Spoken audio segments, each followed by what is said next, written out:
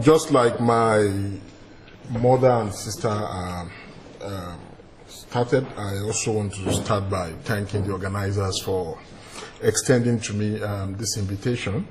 My name is Adebayo Anthony. I am the ecumenical officer of my church, the Church of the Lord Aladura Worldwide, one of the foremost African instituted churches in Nigeria, specifically established around 1930. I know that's quite young if you compare to the age of many Protestant churches here in Germany, but we pride ourselves as one of the most, the early AIC churches in Nigeria. I am also a commissioner in the World Council of Churches, Commission of the Churches on International Affairs, representing young people.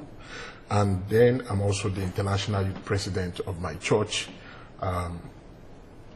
both in Nigeria and also around the world. I am looking at a topic that relates with African instituted churches and pastoral care for youth in African instituted churches, current challenges and approaches. Let me start by sharing some brief background information about Nigeria. Nigeria is the most populous and the largest oil-producing country in Africa. A member of a former British colony, Nigeria gained independence in 1960 as a federation. The federal system imposed by the British has been a source of conflict, the worst of which was the Biafra secession war of 1967-1960. The north of Nigeria is predominantly Muslim, the south predominantly Christian. Violence between Muslim and Christians has occurred frequently, especially in the northern states, which has established Sharia law, is a unique law within Islam that regulates the way of life of people.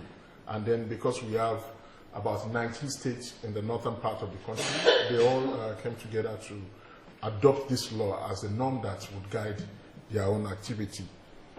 Beside the large mission-funded churches such as Anglican, Catholic, Baptist, Methodist, Nigeria has a large number of African instituted, independent, and Pentecostal churches, which are very active in evangelism and church planting in neighboring countries of Europe, North America, and other parts of the world.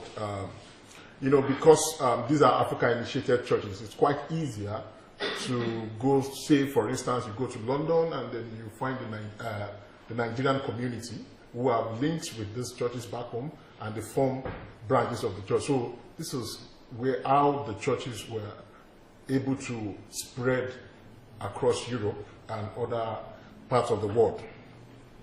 Again, churches in Nigeria are organized into 5 distinct groups, namely Catholic, Christian Council of Nigeria, Organization of African Instituted Churches.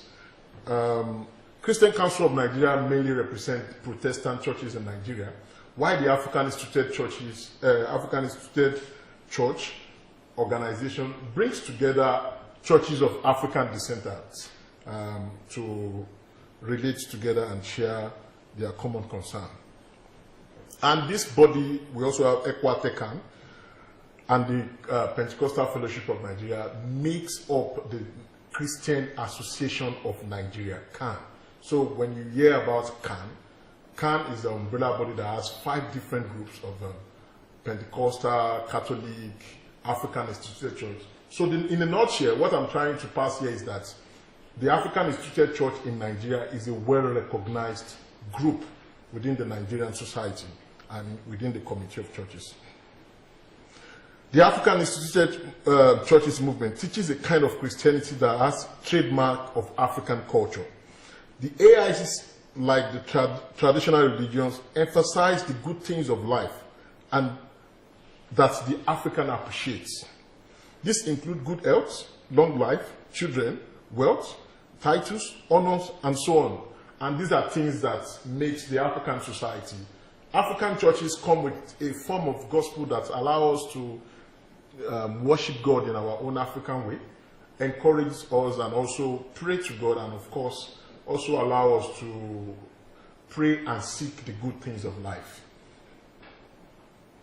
An extension of the first point raised above is the fact that AIC caters to the African belief in witchcraft, secrecy, and other malevolent spirits that mission churches do not believe as reality.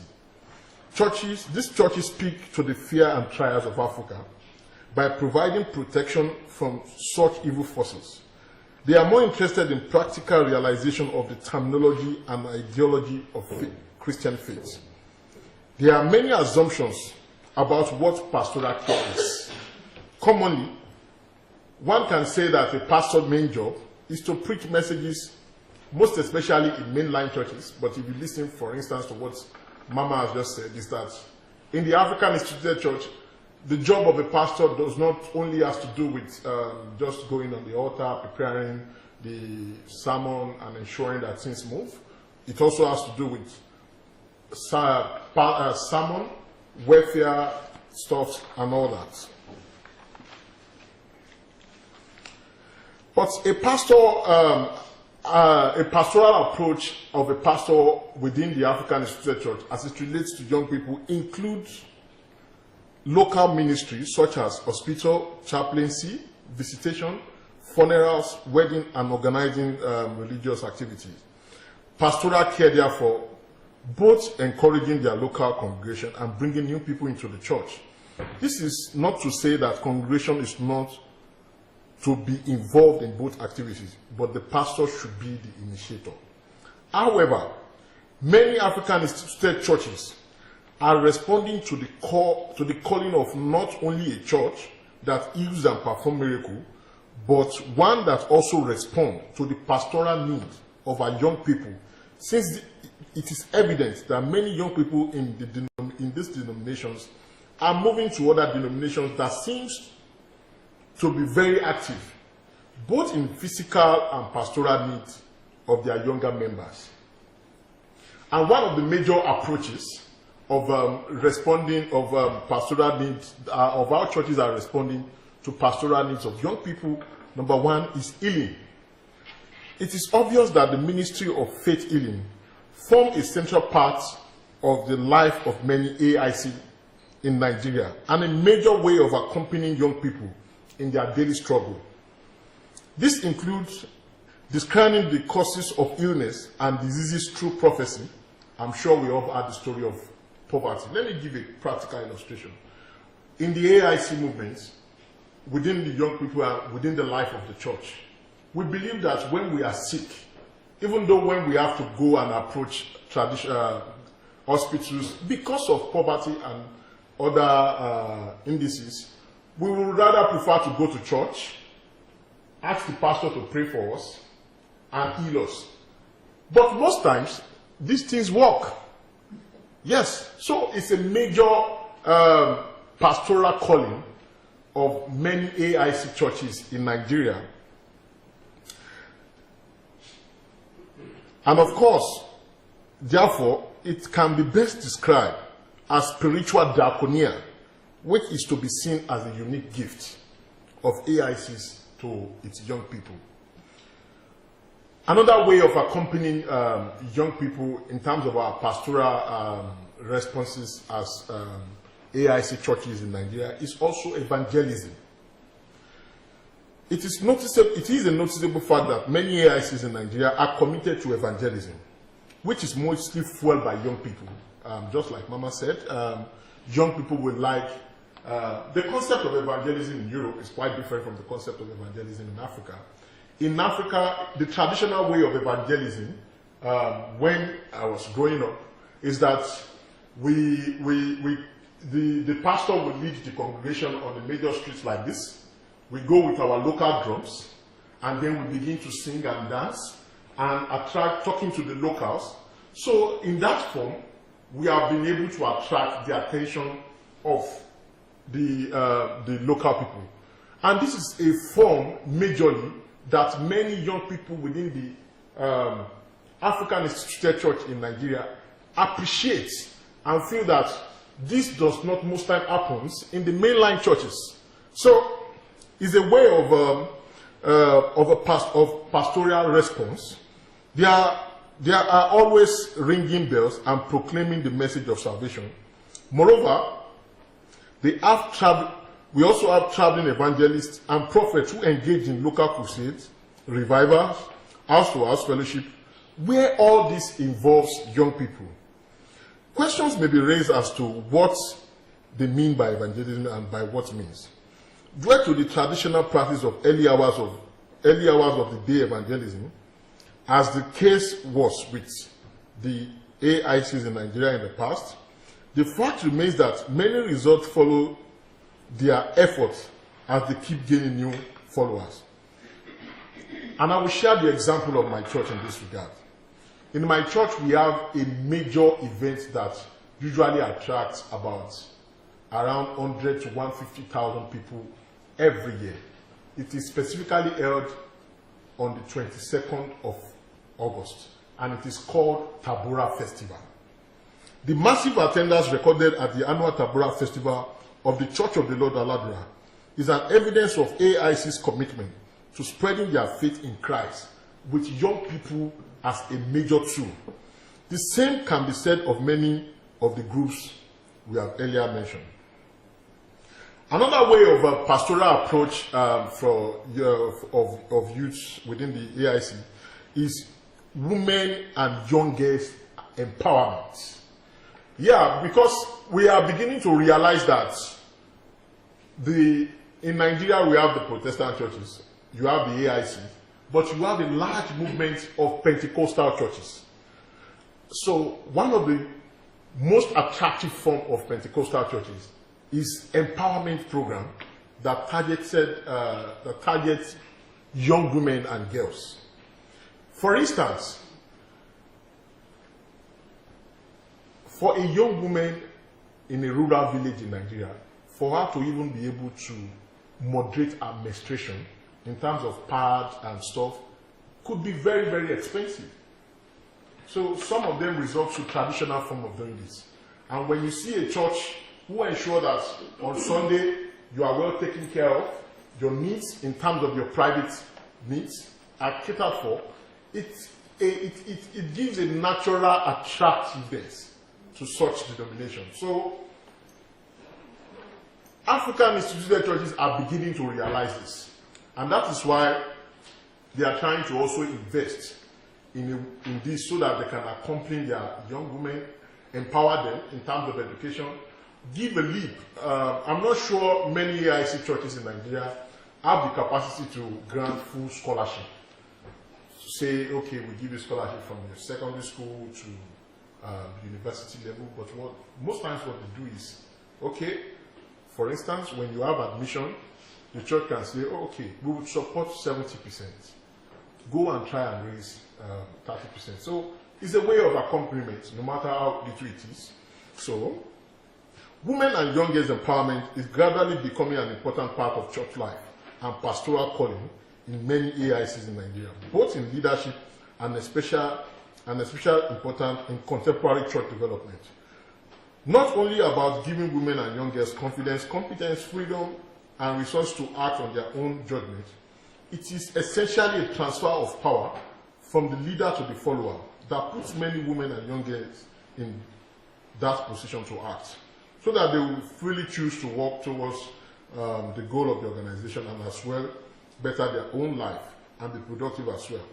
It's also helped keeping them under the same system of responsibilities, duties, relationship, and something that the church is passionately engaging with. And again, aside from trying to meet their physical need, the church also realized that the women form a major bulk of the church.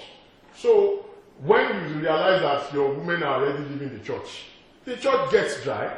So the best way for you, if you want to be sure that you want your church during their normal services to be full, is to ensure and devise a means of keeping them. And this is one of the ways of keeping our young women within the church as a response and as a way of we are working in our pastoral care in most AIC churches in Nigeria. The AICs in Nigeria continue to create space as well as elevate the uniqueness of women and young girls by way of empowering them economically, since they form the bulk of the church membership. I've mentioned this earlier. one of the major weaknesses of AIC churches, and why many young people are beginning to live in drove within the AIC community, is because of what Venerable mentioned the other time. Many AIC churches live on apprenticeship approach, whereby in the church life, you have a minister who comes every Sunday, and what he does is to share the story of how he was with his or her boss, and how the boss impacted him or her, and he became very spiritual. And young people are becoming tired of these stories. And that is why they go to so-called Bible-believing churches that the prophet will come on a Sunday and quotes about 6 to 7 scriptures of sharing deeper insight into biblical understanding. So I raised that another major point that African instituted churches are now trying to do is theological education. The growing Christian population in Nigeria has led to a new way of phenomenon of uncontrolled multiplicity of churches and denominations, which in a way is a challenge to the unity of the church in Nigeria, and more importantly, put the AICs in a position of loss. Since most young people of this extraction are becoming more attracted to gospel-led brand approach. So AIC is now trying to respond to deepen the capacity of their ministers in trying to get sound theological education, so that when they get to church on a Sunday, they don't listen to the story of how they met their mentor on the road, and how he performed miracle, and how they became so attached to the church, and they are beginning to engage more young people who are well educated, trying to change the narrative from how they encounter the church, but bringing the narrative down forward to how young people who are now well educated can go for theological training and then come back and lead the church. And now this is bettering of the church. For instance, let me share, you will meet the man tomorrow. But when we lost our primates, when our former primate died, the leadership of the church was like, oh, the church cannot afford to have somebody who is termed to be a local champion to head the church. The church feel like we need somebody who is well exposed, who is well read and sound theologically to lead the church. And that was why the man who is heading the church was busy working here in Germany. He was a theologian. He was into a lot of computer-based business here. He was called upon to lead the church right when he's in Germany here. So that is an example of how the church is trying to change the narrative and trying to bring young people to come and lead the church who are sound theological education. So it's one of the way of also trying to accompany our churches, our young people, in terms of our pastoral care. Now, a major point I also want to raise before going to the challenges is that it has to do with changing the sexual orientation and strong policy on marriage. In actual fact, African instituted churches are more inclined to African culture when it comes to marriage. So the narrative here is that I am an African man. I am allowed, my culture allows me to marry as much as I can. Which is as simple as that in Africa.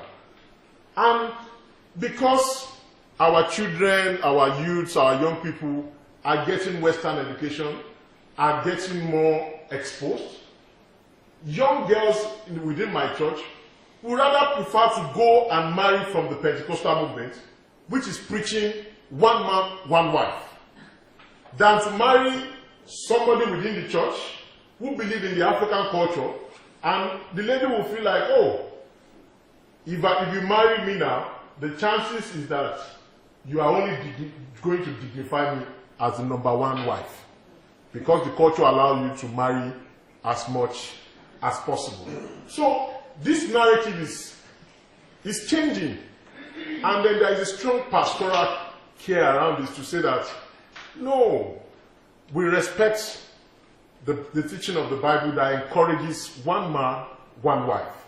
And then, in a way, it's trying to balance the narrative and trying to see more young people staying put, especially our young female, staying put within the church, so that at least we can give them security that you don't have to live with the fear that if you marry somebody within the church, the person is going to go and marry another woman because the culture allows it. And again, this narrative is gradually changing.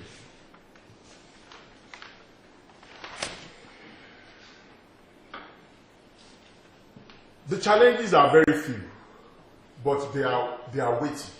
So, one of the major challenges in terms of of pastoral care within the AIC churches, which have a lot to do with the society itself, is poverty. AICs would like to also respond the way other mainline churches are responding in terms of giving huge support to its members, in terms of accompanying them spiritually. But the truth of the matter is that even in Germany, gospel is not cheap. That's the truth. So, and AICs does not have that structure that allows unlimited flow of income. Because most of these structures, they are like founder-based structure, which tend to cater more for the family of the founders and look less on the followers within the church. So, poverty is a major form. Yes, you might want to say that this cannot be taken for poverty. Maybe it can be taken for misapplication of resources. But in actual sense of it, it's still poverty because the church is not as rich enough to respond to all the needs and yearnings of young people within the church. And that is why a lot of young people have left many AIC churches in Nigeria to move to, because church is no longer where you go on Sunday, you pray, and you go. Church is becoming community. Church is becoming life. I mean, church is, a lot of attachment goes into church in Nigeria that you cannot afford to just be running your own church, be responding to the needs of your young people the way it was in the 90s, in the 80s, in the 70s, when the church came on board. So, poverty is a major issue here. And another one is lack of education. I mentioned that as a strength, but it's also one of our weaknesses. A lot of our ministers are theologically backward.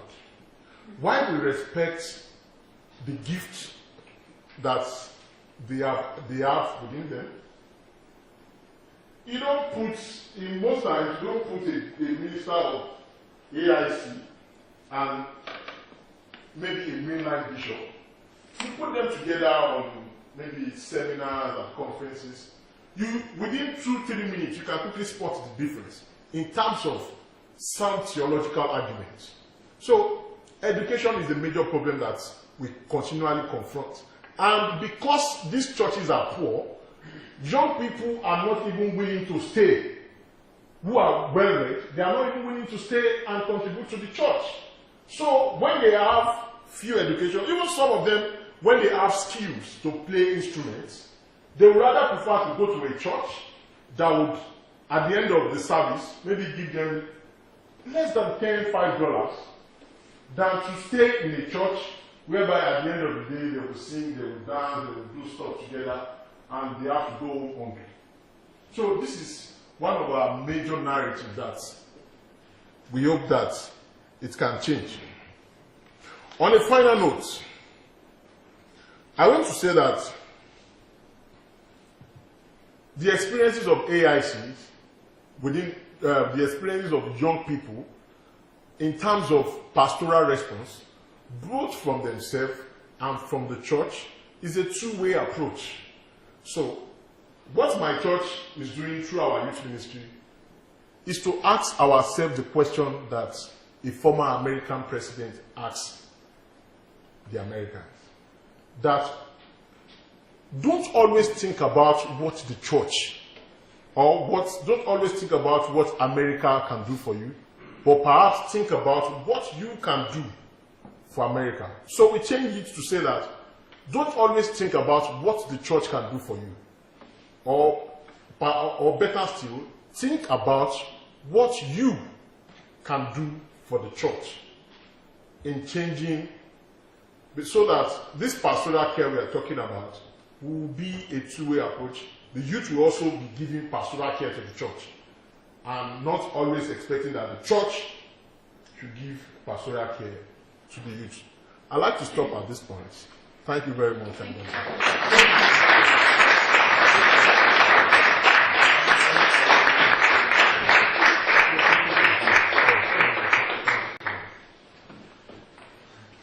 Adebayo, thank you very much for this inspiring lecture.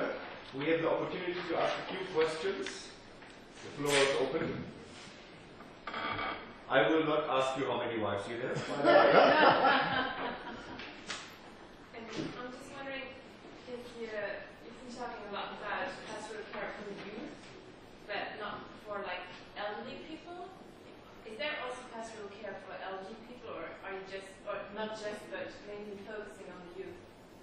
Yeah, I am only trying to limit myself to the scope of the topic I'm being given. But for the purpose of for the purpose of your question, yes, there are pastoral care for women, for elderly people.